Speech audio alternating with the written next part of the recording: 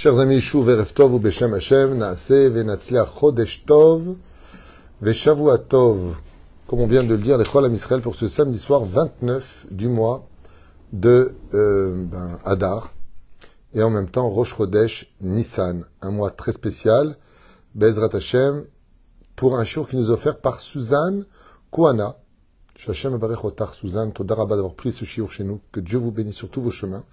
Pour ce soir, l'élévation de l'âme de sa grand-mère, Nejuma Bat Aziza, Alea Shalom Ruach Hashem, Tenachena Began Eden Elyon, Bechol Ashorvot Imah, Bichlal Arachamim Vatzelichot, Vechen Yehiratzon Ben Omar, Amen. Je vous dis franchement, je voulais faire un cours sur Rosh Chodesh, Nissan, les ségoulottes qui s'en découlent, mais comme on est Motzei Shabbat, et que c'est l'Askara de Nejuma Bat Aziza, il y a une ségoulade de parler des enseignements du Baal Shem Tov ou du Baal Shem Tov à proprement dit.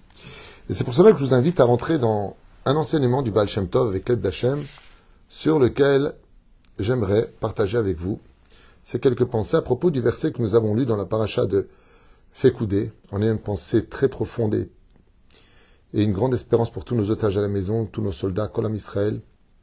Ubetzalel ben Uri, ben Chur nemate Yehuda, vechoshev erokem batechelet uvargaman vetolat hashani vashesh.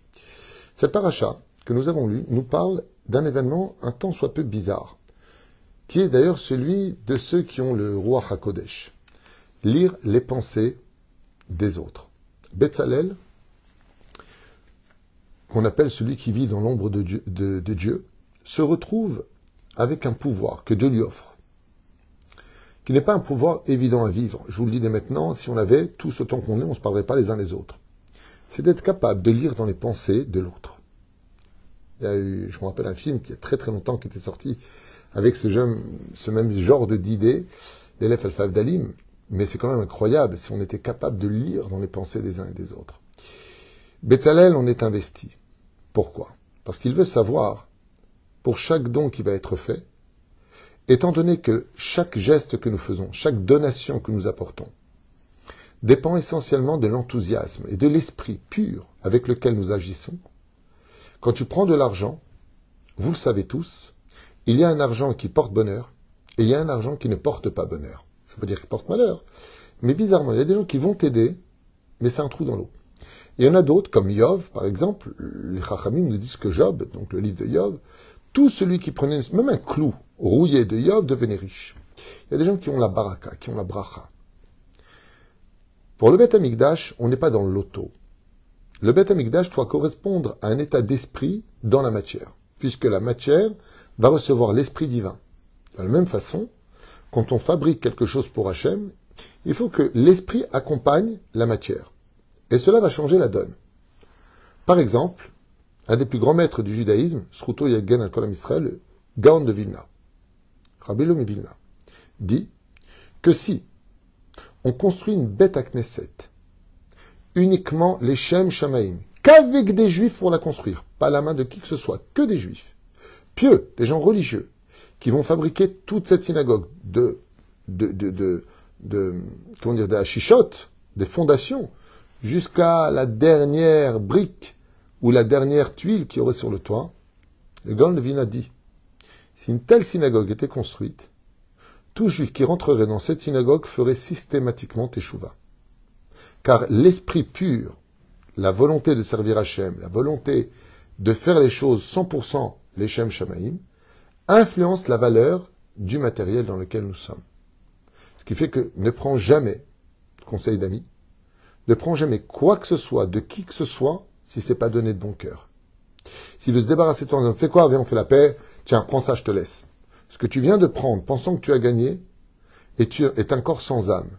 Toujours, même vis-à-vis de la tzedaka, quand quelqu'un te donne de l'argent pour se débarrasser de toi, ne prends pas cet argent en lui. Prends-lui. D'abord, il y a un safek gazel. Il y en a qui disent que c'est proche du vol, parce qu'il ne le donne pas de bon cœur. Et deuxièmement, s'il ne le donne pas de bon cœur, il t'a donné un cadavre qui n'a pas de cœur qui bat. Car la volonté de l'homme telle qu'il la vit accompagnera constamment la neshama de celui qui le reprend. Betzalel, lui, quand il reçoit un don, il veut savoir si ça vient de l'esprit, de la mode de donner, vous savez, le côté, bon, tout le monde donne, moi aussi je veux donner, Ou est-ce que ça vient vraiment de ton cœur en disant, waouh, quel mérite j'ai, moi aussi je veux participer, je veux avoir un chelek badabarazé, je veux avoir une partie de mon existence dans ce don que je fais ici présent. On raconte une fois que le Maguide de Mezrich, Zachar Tzadik Vekadosh Ivracha, est arrivé avec un carrosse dernier cri, extrêmement beau, qui coûtait une fortune. Et il est arrivé chez un riche, qu'il avait vu l'an dernier.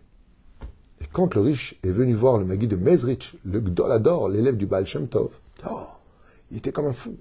Waouh, le Maguide de Mezrich revient chez moi, le Maguide de Mezrich, se retrouve avec un Israël. Et il lui dit, voilà, je suis venu te demander une grosse somme d'argent. Et là, le riche, il est un peu embêté. Parce qu'il dit, je comprends pas. Si tu as une yeshiva et que tu as besoin d'argent, pourquoi tu t'achètes un carrosse qui vaut une fortune? Alors il lui dit gentiment, écoutez, Podarav, vous êtes venu l'an dernier, je vous ai donné une très très grosse somme d'argent. Et qu'est-ce que vous en avez fait, si je peux me permettre? Et là, le Maguide de Mezrich lui dit, j'ai acheté ce carrosse. Il dit, quoi? Pourquoi vous ne l'avez pas donné aux élèves? Pourquoi vous n'avez pas acheté du bois pour qu'ils puissent étudier la Torah dans la chaleur? Pourquoi vous n'avez pas acheté de la nourriture pour que, grâce à mon argent, ils puissent manger et étudier la Torah? Pourquoi vous ne leur avez pas donné tous les mois à chacun une somme d'argent pour étudier la Torah, comme Zvouloun et Issachar? Pourquoi vous avez mis mon argent dans un carrosse aussi élogieux, aussi magnifique, alors que vous êtes en difficulté? Et là, le Maguide de Mezrich lui dit à ce riche, je vais vous dire pourquoi. Parce que quand vous m'avez donné l'argent l'an dernier, vous l'avez donné avec beaucoup d'orgueil. Parce qu'on vous regardait, parce que vous criez, vous aviez donné une telle somme. Vous avez fait ça pour vous, pas pour Dieu. Vous l'avez fait pour votre nom à vous. Pour que tout le monde sache que monsieur le riche, il donne de l'argent au Maguide de Mezrich. Que monsieur soutient la Torah. Alors comme moi j'ai le roi HaKodesh, le Maguide de Mezrich, que je vois dans les âmes, comme Betzalel, de la même façon, votre somme d'argent, je l'ai mis dans ce qui se voit. Vous voulez quelque chose qui se voit? Eh bien voilà, tout le monde voit le beau carrosse que vous avez offert. Et les personnes qui donnent de tout leur cœur, avec pudeur, sans se montrer, avec eux, leur argent. J'ai nourri l'Avrechim, j'ai acheté du bois pour le chauffage, je me suis occupé de leur couverture, je leur ai donné de l'argent pour qu'ils puissent retourner Shabbat chez leurs parents. Je donne l'argent selon la mesure de la pensée de chacun de vous. Mais si, Chazve Shalom, vous vous servez de la Torah pour dire « moi je donne et moi je fais », alors, ainsi donc, comme une fois, le Halel Velo Alechem, il y a une personne très très tamée, une personne chez Mishmon Verachem, qui faisait beaucoup d'avérotes, et qui s'en vantait. Et elle a fait un don à l'Aïshiva, je crois que c'était le roi Chaim, Rabbi Chaim Ben Attar, vous savez, le roi Chaim à Jérusalem. Elle a fait un don là-bas. Le Rav Reuven Elbaz, Rosh Yeshiva, il est parti voir le Rav Ovadia Yosef. Il lui a dit, voilà, on a reçu un très gros don, je crois que c'était $100 000, de la part de quelqu'un, mais qui se vend d'être avec des non-juifs, qui fait des avérotes, qui n'est pas shomer mitzvot, et il fait beaucoup de fautes. Qu'est-ce qu'on fait de cet argent? Le Rav Ovadia, il lui a dit, vous achetez tous les produits ménagers, l'eau de javel, les papiers toilettes, il se comporte comme un toilette, vous achetez avec du papier toilette. C'était le psaq du Rav Ovadia. Les Zéberushalva pour lequel, quand on vient pour donner quelque chose, Ba Torah Gdosha Shelanu, pour nous faire comprendre et nous dire que le Créateur du monde, lui aussi, il est pensé. Quand tu viens et que tu donnes quelque chose, Mikolish Asher Idvenu Libo, ça doit venir de ton cœur. C'est pareil quand tu demandes la main à quelqu'un, quand tu viens pour aider quelqu'un. Quoi que tu fasses dans ta vie, fais-le toujours de tout ton cœur. Sur ce, je voudrais vous lire, s'il vous plaît. Voilà ce que nous apprennent les Chachamim à propos du Baal Shem Tov. Qu'est-ce que ça veut dire du Baal Shem Tov? Donc on a avec le Baal Shem Tov qui nous explique que Betzalel pensait les pensées de ceux qui sont en train de donner. Chacun de nous savons penser des pensées. Que la force de l'action se trouve dans l'analyse. Betzalel avait un don, et ce don était de lire les intentions du don de chacun des enfants d'Israël. Pour illustrer ça, le Baal Shem Tov raconte. Une fois, le Baal Shem Tov Beatzmo, lui-même, chez Talmida Vivu le Fanav, Kol Shenaasa Bide Oman. Il aura emporté donc, apparemment, un objet, un keli, qui a été fait par un artisan. Chez Bita Tzadik, quand elle regardait le Baal Shem Tov Meoto Akeli, ce même ustensile, Amar, Sheuroe Derech Akli, Ma Ayo Marchevotav, Shela Uman, Shaasaou. En observant cet ustensile, a dit le Baal Shem Tov, je lis les pensées de celui qui l'a fabriqué, de son artisan. Vechen roe hu ma ayu ma'asav. Et je peux même vous dire qui est cet homme dans ses actions, même les plus cachées. Ki bekelav shela adam echkakim archevotav ou maruto. Car il faut savoir, dit le Baal Shem Tov, pour ceux qui savent le lire, que dans chaque chose qui est créée par un homme, se cache et se situe son identité réelle, ce qu'il est, ce qu'il pense et ce qu'il fait. Veze kavanat livré kocho. Shekoach hapoal benifal. Et c'est ce qu'il a voulu expliquer, que l'action peut se livrer dans le côté passif, c'est-à-dire dans l'œuvre ou le chef-d'œuvre de celui qui l'a fait. Veze kavanat Torah. Le Rotz Betzalel yada le habid betrumot, bechafetzim betrumo v'Israël et Mishkan. Et c'est ce qu'avait comme don Betzalel, qui savait dire les pensées de chacun de nous. Et c'est très important, dit le Baal Shem Tov, de savoir que les Hatid Lavo, on sera tous jugés, pas simplement sur les bonnes actions qu'on aura fait ou les mauvaises actions qu'on aura fait, mais sur les intentions que nous avions en les faisant. Prenons le cas de deux personnes. Deux personnes ont fait une très belle action, la même identique. L'un va recevoir un grand Gan Eden, l'autre un petit Gan Eden. Pourquoi? Le Baal Shem Tov explique et il dit, car lui, il a fait de tout son cœur et lui, il a fait par contrainte. Mais il a quand même fait. Deux personnes ont fait deux mauvaises actions. L'un est parti au Gehinam, l'autre n'est pas descendu au Gehinam. Pourquoi? C'est les deux mêmes mauvaises actions.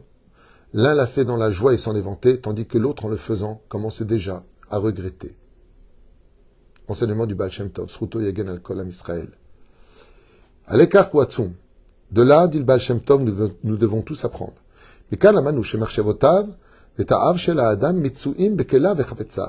Dans les vêtements d'un homme, dans sa maison, dans ce qu'il possède, c'est tellement vrai. On peut définir l'identité réelle, cachée qui se trouve en lui, dans ses pensées les plus profondes. C'est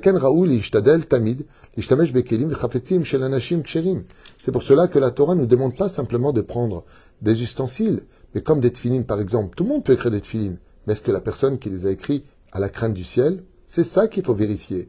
Mikan, af nilmat kama alenu litrachek mi shirim musaprim. Donc le Baal Shem Tov, il disait, ne prenez pas les chants des nations du monde à la légère en disant, oui, mais ça va, il dit rien de mal, je comprends pas ce qu'il dit. Car tout ce qu'il sort du tamé est tamé. Mais la reine, à partir du moment où une personne écrit une chanson, même si pour nous elle est belle, étant donné que cette personne n'avait pas de crainte du ciel, et à plus forte raison, qu'il avait des idées très souvent farfelues, se joignant au mal, eh bien, en écoutant cette musique, on boit aussi de l'identité, dit le Baal Shem Tov, de celui qui l'a écrit, de celui qui l'a chanté. Ce qui fait qu'il est très important, je me rappelle qu'une fois mon père, que Dieu repose son âme, n'arrivait pas à comprendre, pour un des mariages qu'il célébrait pour un de ses enfants, c'était pour le mariage de mon frère Moshe, que Dieu le bénisse, lui et son épouse, et le chanteur c'était un Haridi, qui est décédé il n'y a pas tellement longtemps, que Dieu repose son âme, et quand mon père a voulu chanter de l'arabe au micro, le Haridi lui a dit non, je suis désolé, attendez un instant, je vais vous changer le micro. Il dit mais il est très bien. Il lui dit non monsieur, ce micro-là, je ne chante que des paroles pour Dieu. Et mon père n'avait pas du tout compris à l'époque l'ampleur de cette demande, de cette explication. Comment ça? Chanter, c'est chanter. Qu'est-ce que ça veut dire je chante que pour Dieu?